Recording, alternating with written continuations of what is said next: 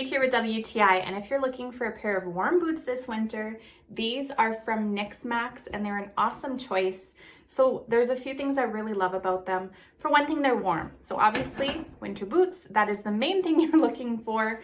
They are lined all the way down, nice and cozy and plush and warm. My feet have not gotten cold in these. They are waterproof, so even long days in the snow, your feet will not get wet.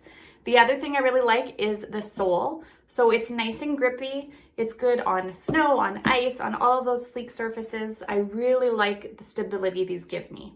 They're true to size. I got my regular size 9. They fit me very well. They do have the lace front. So if you need a little bit of extra room there, you can loosen them a bit. But otherwise, they just slip right on. I really like how simple, convenient, stylish, they're very comfortable. I've used these for all sorts of things outside, including snowshoeing, and they work fantastic. So if you're looking for a warm and comfortable boot, you might want to check these ones out, and that's my point of view.